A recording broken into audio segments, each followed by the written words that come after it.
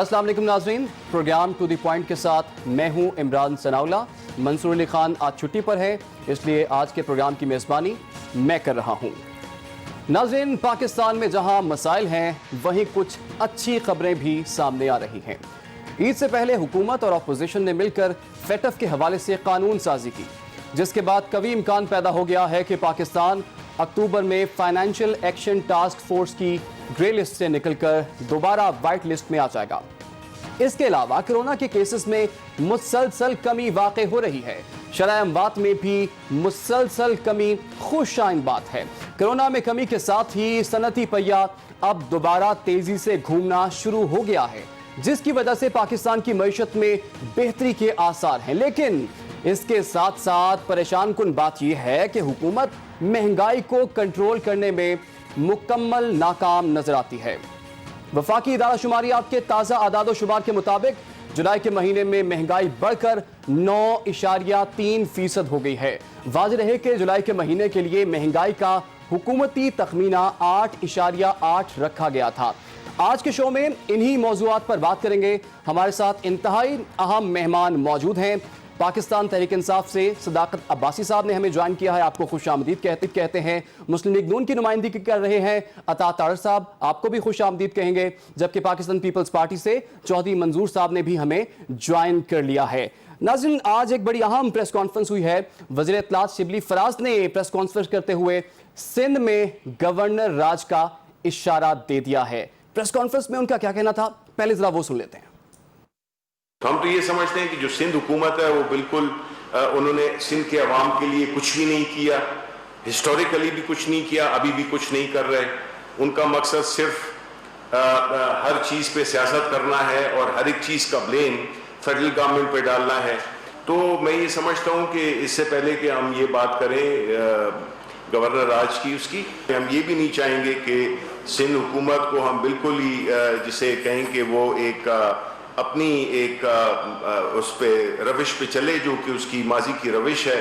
तो हम जाहिर है कि हम नहीं चाहेंगे कि कोई इस किस्म का कोई गैर जमहूरी या आईनी तो है ये, लेकिन सिंध के अवाम डिपेंड करता है वो इसको किस तरह से देखते हैं। और मैं तो ये समझता हूँ कि वो सख्त नाला है सिंध हुकूमत से। सबसे पहले चौधरी मंजूर साहब, मैं आपकी जानिब आऊँगा। चौधरी साहब, आपने भी गुफ्तगू सुन ली है। ऑपोजिशन तो चाह रही है कि इस गवर्नमेंट से छुटकारा हासिल किया जाए, लेकिन इशारा फिर दोबारा से सिंध हुकूमत के लिए यही आ गया है कि गवर्नर राज लग सकता है। साथ ही शिबली फराज ने यह भी कहा कि जो मैंडेट है सिंध गवर्नमेंट का वो उस पर पूरा नहीं उतरी। अब इस खतरे के बाद एपीसी की क्या अहमियत रह जाएगी और क्या इस खतरे के बाद ऑपोजिशन मुत्तहिद हो पाएगी? अब बहुत शुक्रिया आपका। अच्छा, पहली गुजारिश तो मुझे ये करनी है, मैं कश्मीर पे थोड़ी बात करना चाहता हूँ, क्योंकि वो इम्पोर्टेंट इशू है और आपने बिल्कुल उसको मिस किया है। 5 अगस्त को कश्मीर हड़प किया गया, कश्मीर पे शब खून मारा गया और हम वापस क्या कर रहे हैं? हम 1 मिनट की खामोशी इख्तियार कर रहे हैं। हमने एक यादगारी टिकट जारी कर दिया है, एक गाना रिलीज कर दिया है, एक सड़क का नाम कश्मीर हाईवे से तब्दील करके श्रीनगर रोड रख दिया है, एक ट्वीट की थी वजीर आजम ने और एक तकरीर की थी। 6 इकदाम किए। खामोशी इख्तियार की जाती है जब कोई फौत हो जाए, उनको उसको खराजे अकीदत पेश करना हो, तो तब खामोशी इख्तियार की जाती है। यादगारी टिकट की याद में जारी किया जाता है। ये जीता जाता कश्मीर है जो हमसे कट गया, हमारी शायर जिसको कहते हैं उसको उन्होंने काट दिया है। तो आप ये क्या कर रहे हैं? किस किस्म का मजाक, भोंडा मजाक? आप यौम सियाहत बनाने के लिए तैयार भी नहीं है। आप उसका नाम यौम इस्तेसाल, और आपको ये भी नहीं पता कि इस्तेसाल क्या होता है। इस्तेसाल तो वो होता है अगर कोई बंदा आपके पास मुलाजिम हो और आप उसको तनख्वाह ना पूरी दे रहे हो, उसका इस्तेसाल कर रहे हो।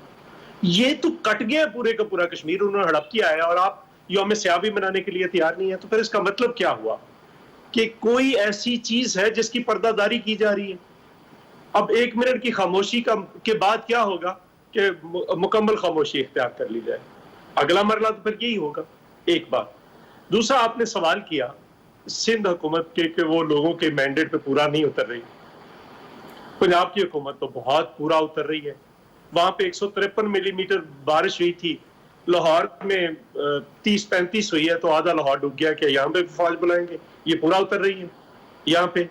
KP के हुकूमत पूरा उतर रही है, बलूचिस्तान की हुकूमत पूरा उतर रही है लोगों की उम्मीदों पे। क्या ये फेडरल गवर्नमेंट जिसने जितने वादे किए थे, महंगाई देख लें, कल अभी ईद पे तोहफा क्या दिया है लोगों को, पेट्रोल की कीमत में इजाफा करके 18 रुपए, LPG की कीमत में इजाफा करके। आप आटा, चीनी, घी, दाल देख ले, कोई एक चीज देख ले जो आमद, रोजगार देख ले, कोई एक वादा ये बता दें सदाकत अब्बासी साहब के ये वादा हमने पूरा कर दिया। तो सर पूछ लेते हैं सदाकत अब्बासी साहब से, तो एक वादा तो 2 साल में पूरा हो ही गया होगा। जी सदाकत साहब, कौन सा वादा आपने आज तक पूरा किया है? इमरान साहब बहुत शुक्रिया। मैं भी, मेरा ख्याल है कश्मीर पे ही बात करूं जहाँ चौधरी साहब ने बात की है। तो चौधरी साहब को एतराज़ है कि ये जो सड़क है इसके पर श्रीनगर का बोर्ड क्यों लग रहा है, इससे कुछ फर्क नहीं पड़ता। हाँ, इनकी एक तारीख है, जब इंडिया का प्राइम मिनिस्टर पाकिस्तान में आता है तो इन्होंने कश्मीर हाउस के बोर्ड भी उतार दिए थे डरते हुए, जब इनकी हुकूमत थी मोहतरमा की। तो वो आज हम बोर्ड लगा रहे हैं, आप बोर्ड उतारने वाले हैं इंशाल्लाह। ये जो हम बोर्ड लगा रहे हैं कश्मीर के लिए, ये श्रीनगर के लिए, इंशाल्लाह श्रीनगर तक जाएंगे और वहाँ हमारे लोगों को इंशाल्लाह आज़ादी मिलेगी। और जो पाकिस्तान कर सकता है उसमें पाकिस्तान के तमाम रियासती इदारे मिल के स्ट्रेटजी बना रहे हैं। आज भी हमारे 2 वजीर, वजीर खारजा और वजीर दिफा बॉर्डर पे हैं और वहाँ लोगों की हौसला अफजाई कर रहे हैं। पाकिस्तान की खारजा पॉलिसी इतनी कामयाब रही है कि आज से 2 साल पहले पाकिस्तान का माज़त ख्वाना रवैया होता था और इंडिया आके डोमिनेट करता था। आज जो हमने हिटलर वाला मोदी का एक इमेज दिया इमरान खान साहब ने, उसकी वजह से इंडिया बैकफुट पे है, पाकिस्तान का बयानिया आगे चल रहा है। जी, अब अगली बात चौधरी साहब ने, हमने क्या दिया और आपने क्या दिया। हमने शुरू में कहा था कि आपको इस हुकूमत से कुछ नहीं चाहिए, आपको चौधरी साहब इस हुकूमत से NRO चाहिए था, जो आज से 1 हफ्ता पहले आपने असेंबली में लहरा दिया। 34 रुकात आपकी और नून की लीडरशिप के करप्शन के आप चाहते हैं कि तमाम मुकदमात खत्म हो जाएं। आपको चाहिए कि वो जो सरे महल है वो नैब की जुरिस्डिक्शन से निकल जाए। इसीलिए आपने नुक्ता रखा था उसमें कि जितनी पाकिस्तान से बाहर की प्रॉपर्टीज हैं उनको। अब्बासी साहब, मैं जानना ये चाह रहा था कि कौन सा ऐसा वादा है जो कि इस गवर्नमेंट ने पूरा किया है। मुझे आपकी आवाज कम आ रही है, एक और बात सुन लें। दूसरा नुक्ता ये था कि मनी लॉन्ड्रिंग को नैब की जुरिस्डिक्शन से निकाल दिया जाए, ताकि जो जरदारी साहब पे इस वक्त केसेस चल रहे हैं बाहर से पैसे लाने के, वो निकल जाएं। चौधरी साहब, हमने ये दिया है, हमने साफ सुथरा निजाम दिया है। आपने करप्शन का निजाम दिया था, आपकी लीडरशिप पे 1.5 दर्जन केसेस हैं। आप इमरान खान लीडर पे कोई एक करप्शन का मुकदमा का हवाला ही दे दें तो बात सामने आ जाएगी। ये सदाकत अब्बासी साहब, पॉइंट आपका आ गया है। अता तारड़ साहब, ये बताइए, जैसे चौधरी मंजूर साहब मुस्कुरा रहे हैं और लग यही रहा है कि उनको यकीन नहीं आ रहा, तो आपको इस गवर्नमेंट पे यकीन नहीं है? कोरोना देख लें आप, कोरोना जो है बिल्कुल मिनिमाइज होकर रह गया है। सनती पहिया जो है वो दोबारा से चलना शुरू हो गया है। इसके साथ साथ काफ़ी मामला जो हैं जो कि गवर्नमेंट बता रही है कि बहुत साफ सुथरी गवर्नमेंट है, करप्शन फ्री गवर्नमेंट चल रही है। आपको इन तमाम बातों पर यकीन नहीं आ रहा? जी, करप्शन फ्री गवर्नमेंट है क्योंकि यहाँ पे करप्शन फ्री है, क्योंकि जो करप्शन करना चाहता है उसको फ्री कर दिया जाता है कि तुम रज के करप्शन करो, तुम्हारे से ना पूछगछ होगी, बल्कि तुम्हें प्रोटोकॉल दे के लंदन रवाना किया जाएगा। शुगर कमीशन रिपोर्ट आती है इमरान साहब, शुगर कमीशन रिपोर्ट के आने के बाद चीनी जो हमारे दौर में 53 रुपये थी 80 रुपये पे जाती है। अभी आप मेरे साथ चलिए बाहर बाजार में 100 रुपये चीनी मिल रही है जी। ये एक कमीशन रिपोर्ट के बाद है। ये तब है जब शुगर किंग को, जिनके जहाज़ों में सैरें की जाती थी, जिनके पैसों से धरने फंड किए जाते थे, जिनके पैसों से घर का खर्च चलाया जाता था, वो जब 100 अरब के लगभग करप्शन करके बाहर गए हैं और फ्री हो गए ना जी, बाहर चले गए तो आप फ्री हो गए, तो करप्शन फ्री है। तो उसके बाद ये हालात हैं। आज जो आपने पाकिस्तान ब्यूरो ऑफ स्टेटिस्टिक्स के आदादो शुमार की बात की, आटा 18% महंगा जुलाई के महीने में। टमाटर के लिए लोग हफीज शेख को ढूंढ रहे हैं। बंदा बार मुझे मिला, उसने कहा जी हफीज शेख साहब का पता दे सकते? मैंने कहा जी, कहता जी मैंने 17 रुपये किलो टमाटर खरीदना है। यहाँ तक हालात पहुँचे पड़े हैं। घी 22% महंगा। आपकी फूड इन्फ्लेशन, यानी जो अशियाए खुर्दो नोश की महंगाई की शरह है, वो आपके जो शहरी इलाके हैं उसमें 15.1 है और देहाती इलाकों में 17.8 है। हम हुकूमत छोड़ के गए थे, 4% महंगाई थी, और बाकी आप अगर फूड इन्फ्लेशन पे आ जाएं जो अशियाए खुर्दोनोश हैं तो वो तो बहुत मुख्तलिफ मामला था। लेकिन इल्जाम यह है कि जो किया कराया है वो नून लीग और पीपल्स पार्टी ने किया है। अगर वो इतनी लूट कुछ ना करते गवर्नमेंट के मुताबिक प्रॉब्लम है, तो आज हालात बेहतर होते। इनका एक प्रॉब्लम है, ये वादे कर बैठे बड़े, हुकूमत इन्होंने कभी नहीं की थी। इनके साथ जो लोग मौजूद हैं, शेख रशीद साहब, बाकी जितने इनके वजीर हैं, इनकी काबीना भरी पड़ी है ऐसे लोगों से जो हम तो चले आए ना जी मिड 80s में सियासत में। मियां नवाज शरीफ साहब मिड 80s में सियासत में आए, जो उससे पहले से बड़े गुरखिन के पास बैठे हैं। ये वो लोग हैं जिन्होंने 30-40 साल इक़्तिदार के मजे लूटे, उनको सारे इन्स एंड आउट्स का पता है ये करप्शन कैसे करनी है। अब वादे कर दिए बड़े, अब तर्जुमानों की मीटिंग होती है हर दूसरे दिन, सर जोड़ के बैठते हैं क्या करना है। वो कहते जी मीडिया स्ट्रैटेजी बनाएं। इतनी मीटिंग्स इकोनॉमी पे की होती, हाल बदल गया होता। प्रॉब्लम ये है, मैं कश्मीर पे बात करना चाहता हूं, दोनों हजरात ने की जी। आपने कितने कैपिटल्स ऑफ द वर्ल्ड के अंदर अपने एलची भेजे? आपने खसूसी नुमाइंदे भेजे क्या? आपने रिटायर्ड डिप्लोमैट्स की खिदमात हासिल की? आपने जो आलमी इदारे हैं इंसानी हकूक के, उनके पास क्या डॉसियर लेके अपने लोगों को भेजा? जवाब है नहीं भेजा, क्योंकि आपकी पॉलिसी ये थी कि जुम्मे वाले दिन आधे घंटे के लिए खड़े हो जाए। तो एक दफा खड़े हुए थे ना जी, एक दफा खड़े हुए। मैं कहना यह चाहता हूं कि इस वक्त हुकूमत की परफॉर्मेंस इतनी अच्छी है कि उस्मान खान बुज़दार का शुमार किया जा रहा है ली क्वान यू के साथ, महातीर मोहम्मद के साथ, रजब तैयब अर्दगान के साथ। दुनिया हैरान है कि ये पंजाब में जो आप बाहर निकलें, जो दूध और शहद की नहरें बह रही हैं, ये कौन सरदार उस्मान खान बुज़दार है जिसने ये बहाई हैं? रियलिटी चेक में देना चाहता हूं, ये लोग रहते हैं किसी और दुनिया में। ये कोई इनकी अपनी ज़हनी इस्तराह है जहां ये लोग सरवाइव कर रहे हैं और लोगों को बेवकूफ़ बना रहे हैं। शहबाज शरीफ साहब की तारीफ करते थे रजब तैयब अर्दगान। शहबाज स्पीड का नाम चाइना ने दिया, हमने नहीं दिया। ठीक है, 12,000 मेगावाट बिजली लगाई। मैं मनसूबों की डिटेल में नहीं जाता। शी जिनपिंग चाइना के सदर उनकी तारीफ करते थे। उस्मान खान बुज़दार की तारीफ करता है फैजल हसन चौहान, और आज वो टॉप ट्रेंड बना हुआ है। इतना ही फर्क है दोनों हुकूमतों के अंदर, इतना ही फर्क है। हमें बुरा कह लें, हमें जो मर्जी लें, हमारे दौर में रोटी भी सस्ती थी, पेट्रोल भी सस्ता था, मोटरवेज भी बन रही थी, अस्पताल भी बन रहे थे। आपकी 7 साल से केपीके में हुकूमत है, मुझे एक बर्न सेंटर और एक चिल्ड्रन हॉस्पिटल गिना दें, मैं ये शो छोड़ के चला जाऊंगा और आज के बाद टीवी पे नहीं आऊंगा। ठीक होगा, आगे बढ़ते हैं।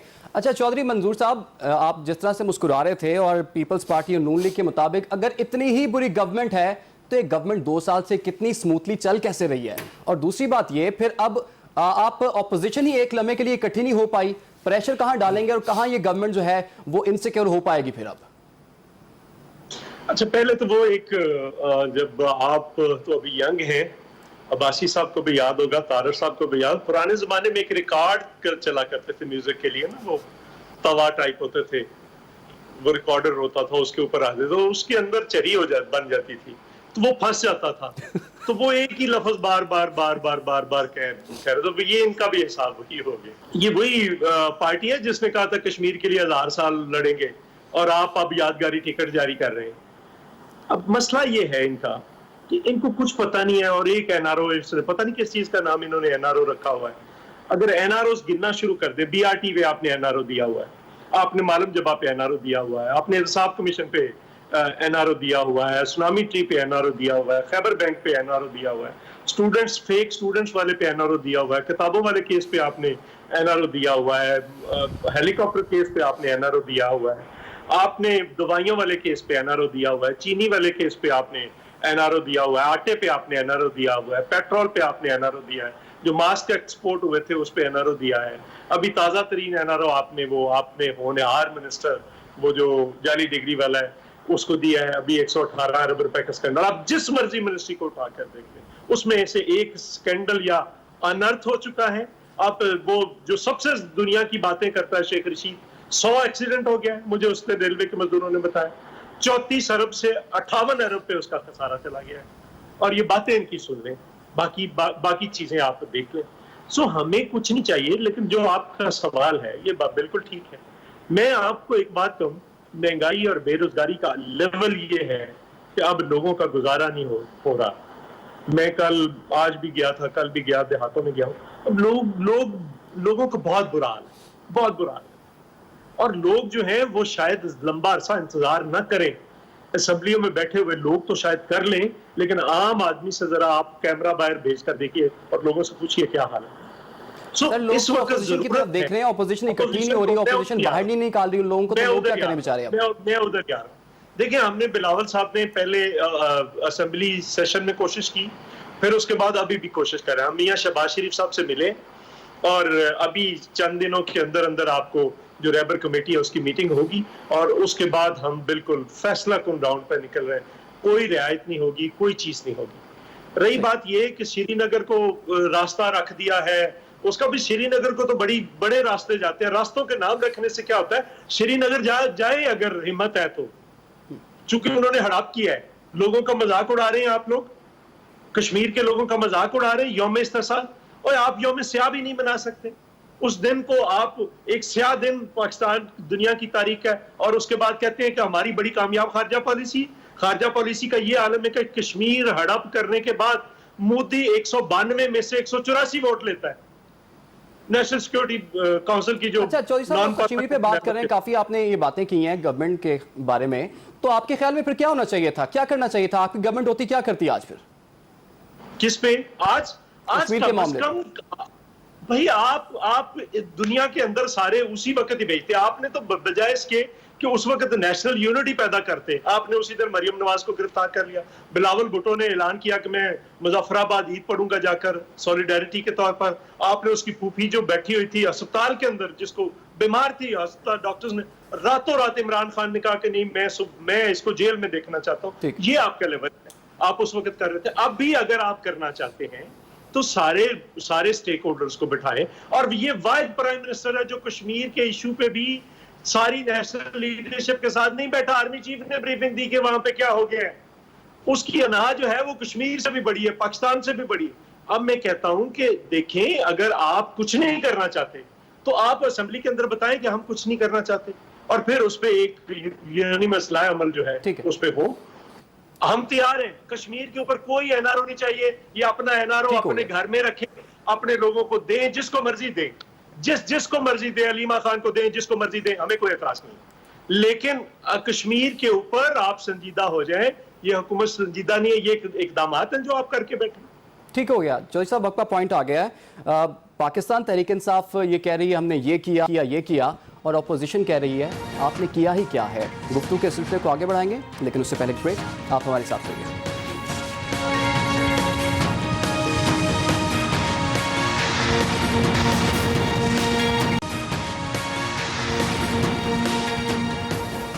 Welcome back. गुफ्तगू के सिलसिले को आगे बढ़ाएंगे। अपोजिशन ये कहती है ये वफाकी गवर्नमेंट जो है नाअहल है, लेकिन गवर्नमेंट का ये दावा है कि जो परफॉर्मेंस इस गवर्नमेंट की है वो शायद ही पाकिस्तान की तारीख में किसी गवर्नमेंट की हो।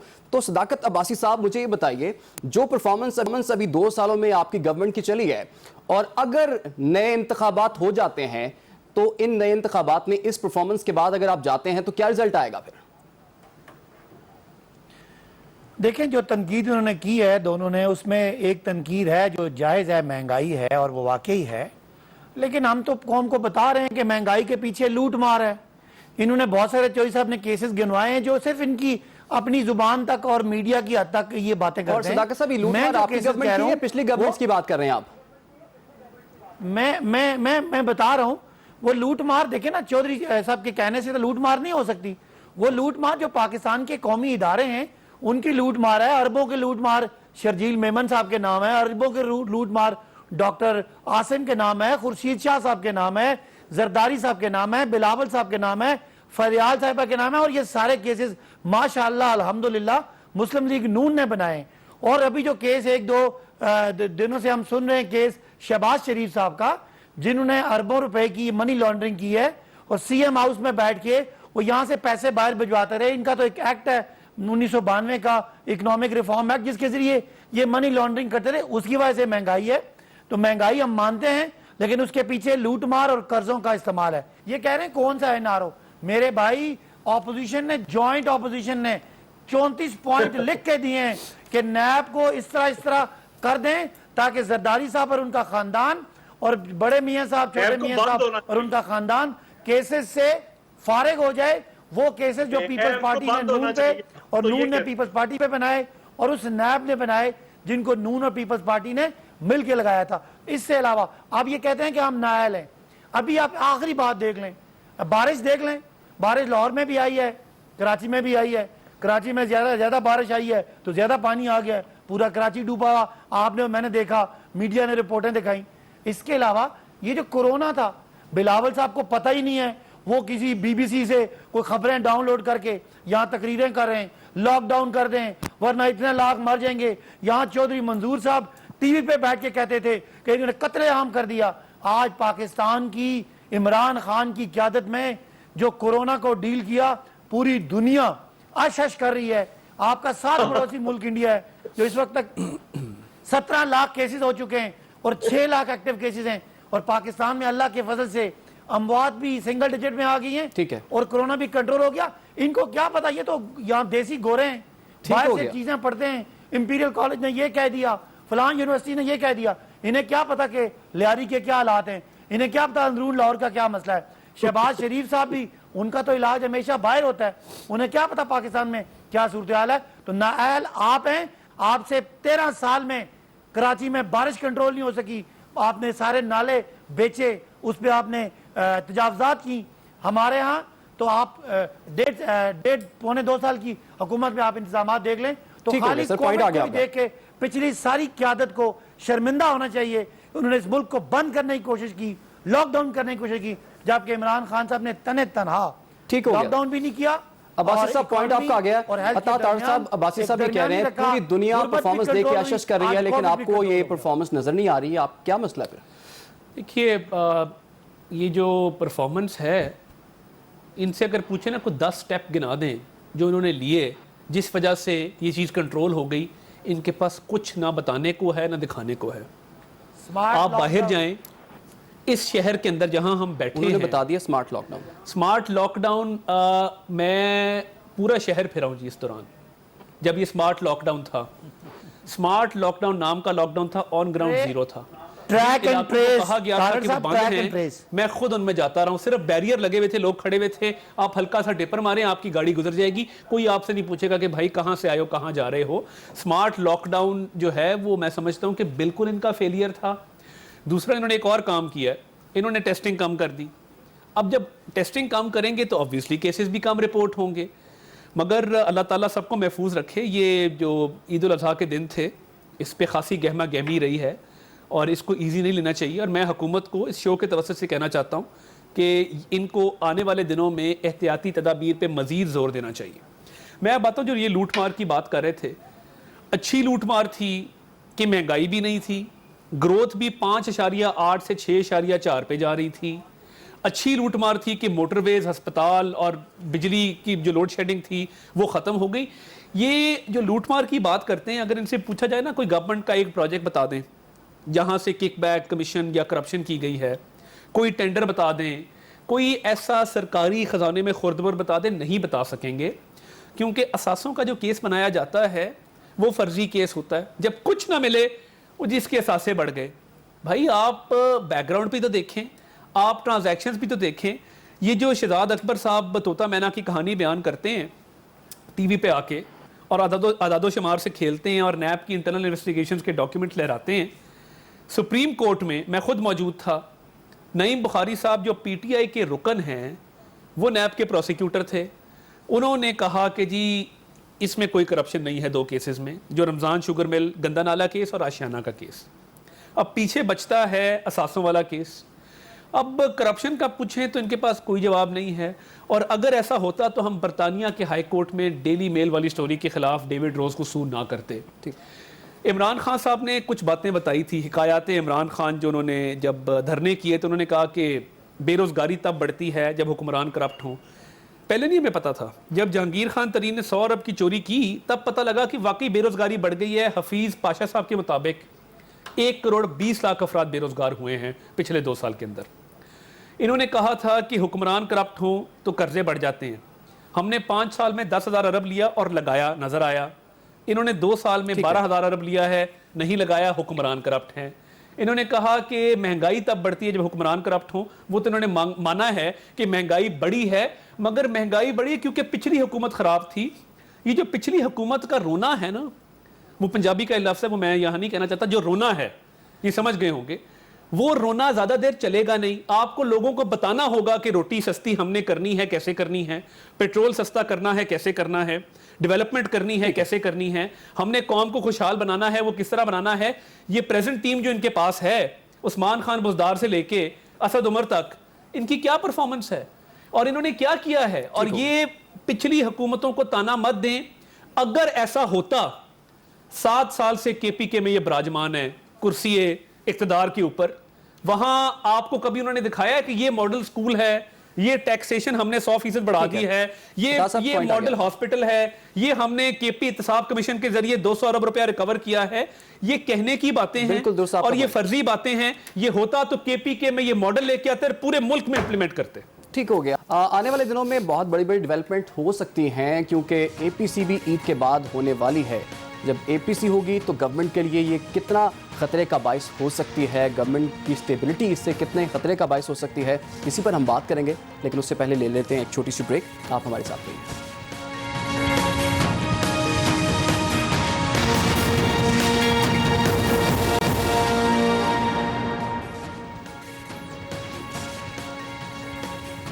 Welcome back. आज पाकिस्तान पीपल्स पार्टी के चेयरमैन बिलावल भुट्टो जरदारी ने एक मरतबा फिर शहबाज शरीफ से टेलीफोनिक रब्ता किया है और इस अज़्म का इरादा किया है कि मिलकर चलेंगे।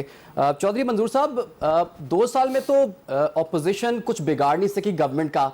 अब जब एपीसी हो जाएगी तब अब क्या बिगाड़ लेंगे आप इस गवर्नमेंट का फिर? नहीं, देखिए, हम इनको टाइम देना चाहते थे, जो अब्बासी साहब यहाँ पे बैठकर बातें कर रहे हैं, ताकि वो ये मौलाना फजल रहमान साहब ने तो अगले दिन ही कह दिया था कि हम हलफ नहीं लेंगे, और अगर पीपल्स पार्टी इस प्रोग्राम पे आती तो ये तो असेंबली पैदा ही ना होती। तो हमने कहा कि इनको टाइम दें और सफिशिएंट टाइम दें जिसमें इनके पास बहाना ना हो कि हम ये नहीं कर सके। ये कल को कहते कि 200 अरब डॉलर बाहर से आ जाने थे, लोगों ने मान लेना था। लोगों ने कहना था कि बाहर से लोगों ने नौकरियां करने आनी थी, लोगों ने मान लेना था। 8,000 अरब पहले साल इकट्ठा कर लेना था हमने, लोगों ने मान लेना था। बेरोजगारी का खात्मा हो जाना था, महंगाई का खात्मा, दूध और शहद की नहरें बह जानी थी, मेरिट आ जाना था, यहाँ पे एहतसाब बिला इम्तियाज हो रहा होता। ये बातें सारी लोगों ने मान लेनी थी। तो पीपल्स पार्टी ने सबको कहा कि इनको टाइम दे। वो टाइम मिल गया, 2 साल। और मुझे एक बात और मैं कहना चाहता हूँ, कोई ऐसी गवर्नमेंट नहीं है जिसने अपने पहले 2 साल के अंदर वो सारी बुनियादें ना रख दी हों जिन पे वो सारे फैसले बाद में करते हैं। होते 6 महीने हैं हुकूमत के पास, जो हनीमून पीरियड होता है, लेकिन 2 साल के अंदर अगर मैं आपको जुल्फिकार अली भुट्टो शहीद की हुकूमत का टाइम दूं, हवाला दूं, आइन 2 साल के अंदर बना, लेबर पॉलिसी 2 साल के अंदर आई, किसान पॉलिसी 2 साल के अंदर आई, ज़राई पॉलिसी 2 साल, खारजा पॉलिसी के अंदर तब्दीली पहले 2 साल के अंदर आई। जो कुछ होना था वो पहले 2 साल के अंदर हुआ, फिर उसके बाद तो उसके ऊपर आप बुनियादें रखते हैं, चले जाते हैं। यहाँ पे पहले 2 साल के अंदर क्या है, आप खारजा पॉलिसी को देख ले, आप दाखिला पॉलिसी को देख ले, आप मुआशी पॉलिसी को देख ले, आप सेहत की पॉलिसी को देख ले। अभी ये फरमा रहे थे कि दुनिया में तारीफें हो रही है, अभी रिपोर्ट आई है, उसमें लिखा है कि अगर मार्च में पाकिस्तान लॉकडाउन न करता, जो कि किया, जिसके मौसूफ मुखालिफ थे, जो इसको आम फ्लू कह रहे थे, तो पाकिस्तान के हालात खराब हो जाने। दूसरी बात यह है कि आपने तो यहाँ पे स्मार्ट लॉकडाउन कर लिया, सिंध में तो स्मार्ट लॉकडाउन नहीं हुआ, वहां पे अगली लॉकडाउन हुआ, लेकिन वहां पे भी यही सूरत हाल है, नीचे आए हैं। कश्मीर में तो आपकी हुकूमत नहीं थी, गिलगित बल्तिस्तान में तो नहीं थी, वहां पे तो लोगों ने अपनी मर्जी की। कश्मीर के प्राइम मिनिस्टर ने वहां पे अपनी मर्जी का लॉकडाउन रखा। जब यहाँ से सारा उठा लिया गया, इवन सिंध में उठा लिया गया, तो उसने नहीं उठाया, वो अपनी उसकी मर्जी थी। तो ये कैसे आप कह सकते हैं कि या तो कश्मीर में हो और सिंध में बहुत केसेस हो, तो फिर तो आप कहें कि जहाँ पे सॉरी स्मार्ट लॉकडाउन था वहां पे ठीक हो गया, बाकी जगह पे नहीं हुआ। सो अगर केसेस नीचे आए हैं तो बिल्कुल आए हैं, लेकिन मैं यहाँ पे फिर वार्न करना चाहता हूँ। ये अभी तारर साहब ने बात की, यूरोपियन कंट्रीज के अंदर सेकंड स्पाइक आ गई है, ईरान के अंदर सेकंड स्पाइक आ गई, अमेरिका के अंदर सेकंड स्पाइक आ गई। तो आप बजाय इसके कि ये शादमाने बजाने की बजाय हम सीरियसली लें कि इसका मतलब अभी गया नहीं, आपने टेस्ट करने बंद कर दिए, नो टेस्ट नो केसेस। ठीक है चौधरी साहब, आपका पॉइंट आ गया। सदाकत अब्बासी साहब, जैसे कि चौधरी साहब कह रहे हैं कि ये तो अपोजिशन ने टाइम दिया गवर्नमेंट को कि चलें ठीक है जी, कुछ वक्त ले लें और साबित करें कि जो जो आपके वादे थे, तो अब उनके मुताबिक तो वक्त खत्म हो गया है, अब आपको कोई खतरा है? चॉइस साहब की ज़ाहिर है इनकी ख्वाब और ख्वाहिश है, ये बेसिकली कोई तहरीक नहीं बनेगी, ये अपना अपना NRO चाह रहे थे पहले अलग अलग। इन्होंने शहबाज शरीफ साहब और मरियम साहिबा खामोश इसलिए थे कि हुकूमत हमसे रब्ता करे और हमारे केसेस छोड़ दे तो हम पीपल्स पार्टी के साथ नहीं है, और ये इनको पता है एक दूसरे के साथ ये धोखा कर रहे हैं अपनी डील में। लेकिन ये एक इनको ये एक्सपोज ऐसे हो गए कि ये जो कमेटी में उन्होंने 34 रुकनी एक NRO मांग लिया, ये अब कंबाइन डील कंबाइन NRO के चक्कर में पब्लिक इनको समझ है, पब्लिक को इनकी क्रेडिबिलिटी पॉलिटिकल क्रेडिबिलिटी जीरो है। ये मौलाना फजल रहमान के मजहबी लोगों से तो आ सकते हैं, पीपल्स पार्टी और नून के साथ कोई कारकुन नहीं है। इन्होंने कहा हमने किया क्या है, तो भाईजान हमने डैम शुरू किए हैं, 4 डैम जो आप 70 साल में शुरू नहीं कर सके।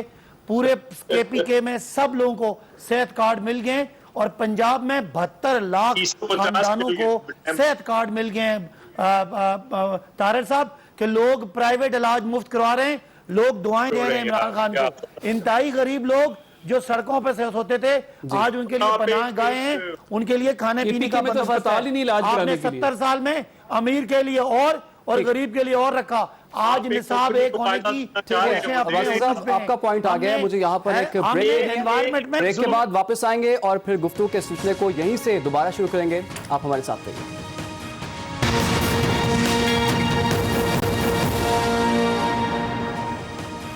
Welcome back. गुफ्तगू के सिलसिले को आगे बढ़ाते हैं। मैं अताज साहब आपकी जानिब आऊँगा। काफली का आज एक बड़ा अहम इजलास भी हुआ है, और अगर पंजाब में तब्दीली होती है और वज़ीर आला के लिए उम्मीदवार नामजद कर देती काफली परवेज़ इलाही को, तब नून लीग क्या उनकी हिमायत करेगी? देखिए, पंजाब में फ़िलहाल जो सूरत हाल है, कोई तब्दीली का इन हाउस चेंज का इम्कान नज़र नहीं आता, और ऑब्वियसली अगर सूरत हाल बदलती है तो मौके की मुनासबत से पार्टी मशावरत भी करेगी, पार्टी उस पर सोच विचार भी करेगी और देखेगी जो भी मामला आया और जिस तरीके से भी आया। क्योंकि इस वक्त हमारा तो मुतालबा ये है कि हमारे कायदे हिज़्ब इख्तिलाफ़, हमज़ा शहबाज शरीफ साहब 1.25 साल से कैद हैं, कोई एविडेंस नहीं है, किसी किस्म का कोई मामला नहीं है, और रेफरेंस अब 2 साल बाद दायर किया जा रहा है, अभी तक दायर नहीं किया गया। तो कायदे हिज़्ब इख्तिलाफ़ के इस तरह से नैब न्याजी गठजोड़ के नतीजे में कैद में होना, हमारा तो पहला मुतालबा तो ये है कि उनको रिहा किया जाए। बाकी बातें तो चलें उसकी बात की हैं, मगर मैं यहाँ पे ये बात ज़रूर करूँगा, यानी कि आप कहने का मकसद है कि पंजाब गवर्नमेंट कोई खतरा नहीं है इस वक्त? देखिए, पंजाब हुकूमत को अगर कोई ख़तरा है तो वो बुज़दार साहब के हाथों है, उनकी बुरी परफॉर्मेंस के हाथों है। ठीक है। और हमारी पार्टी का देखिए पहली मौक़िफ़ आ चुका है कि जो एक नए इंतखाबात हैं वही तमाम मसाइल का हल हैं, मगर अगर कोई सियासी सूरत हाल तब्दील होती है तो उस पर ज़रूर मुशावरत होगी। मगर कायदे हिज़्ब इख्तिलाफ़ क्योंकि जेल में हैं और ये न्याजी साहब की मेहरबानियाँ हैं, नैब अभी इन्होंने माना कि जी गवर्नमेंट ने केसेस बनाए थे, ठीक हो गया, और तस्लीम किया कि ये नैब न्याजी गठजोड़ है, तो ये केसेस जो हैं ये सारे इस दौर के बने हैं। और मंजूर साहब के पास चलते हैं। चौधरी साहब, आपको नजर आ रही है आने वाले दिनों में कोई बड़ी तब्दीली विफाक में या फिर पंजाब में? नहीं, देखिए, पहला तो इशू ये है कि इकट्ठे होकर इसके खिलाफ निकले, और मैं यहाँ पे अब्बासी साहब, मैं यहाँ पे बिल्कुल एक बात कहना चाह रहा हूँ कि अगर इस वक्त अपोजिशन की पार्टी, जहाँ पे गवर्नमेंट पे प्रेशर है, अपोजिशन पे भी प्रेशर है, और अगर अपोजिशन पार्टीज ने अपना रोल अदा ना किया तो मैं आपको एक सियासी कारकुन होने के नाते, मैंने बहुत लंबा अरसा जिदोजहद की है, स्टूडेंट लाइफ से लेकर आज तक खड़ा हूँ, तो लोग खुद ब खुद निकल आएंगे, लोग शायद इंतजार ना करें। ठीक। सो इसलिए मुझे नजर आ रहा है कि ये जो सारा सेटअप है ये लंबा अरसा चलता हुआ नजर नहीं आ रहा। ठीक हो गया। अब्बासी साहब वक्त थोड़ा कम है, अब्बासी साहब ये बताइएगा, अब आपको खतरा नजर आ रहा है, क्या तैयारी अब आपकी? देखिए, पॉलिटिकल पार्टी हैं हम और ये ऑपोजिशन है, अगर ये कोई तहरीक चलाते हैं तो इनका हक है। मैं तारड़ साहब कहते हैं कि हम पे कोई डायरेक्ट केस नहीं है। तारड़ साहब, रमज़ान शुगर मिल में शहबाज शरीफ साहब ने सरकार के पैसे से 60 करोड़ का जो नाला बनाया था, वो सीधा सीधा करप्शन का केस है कि आप अपनी जाती मिलों को, सुप्रीम कोर्ट आपसे डिसएग्री करता है। चौधरी शुगर मिल क्या है, आबादी में 20 करोड़ का नाला बना है, सुप्रीम कोर्ट डिसएग्री करता है। क्या है, फ्लैगशिप क्या है, और वो जो पूरी दुनिया में वो जो आपको डेविड रोज खराब करता फिर रहा है, मैं अल्फाज ठीक इस्तेमाल करूं, खराब करता फिर रहा है, उसको जवाब दें। वो तो कहता है आप जलजले और सैलाब के, उसको हम कोर्ट में ले गए और क्या करें, अब उसको कत्ल तो नहीं कर सकते ना। अभी जो आपके केस है जिसमें वो आपका निसार गिल जो आपका मुलाजिम है शरीफ वो जिम्मेदार आदमी है, सियासी आदमी है। अब्बासी साहब, आपका पॉइंट आ गया, वक्त कुछ कम है हमारे पास, लेकिन नाज़रीन को यहाँ पर ये बताएंगे कि अभी भी हम देख रहे हैं गवर्नमेंट हो या अपोजिशन हो, वो इनफरादी मसाइल में उलझी हुई है। लेकिन जो इम्पॉर्टेंट चीज़ है वो ये है कि अवामी मसाइल पर गवर्नमेंट की और अपोजिशन की तवज्जो आखिर कब होगी, क्योंकि आम आदमी तो देख रहा है अपोजिशन की तरफ, आम आदमी तो देख रहा है गवर्नमेंट की तरफ। इजाज़त दीजिए, अल्लाह हाफ़िज़।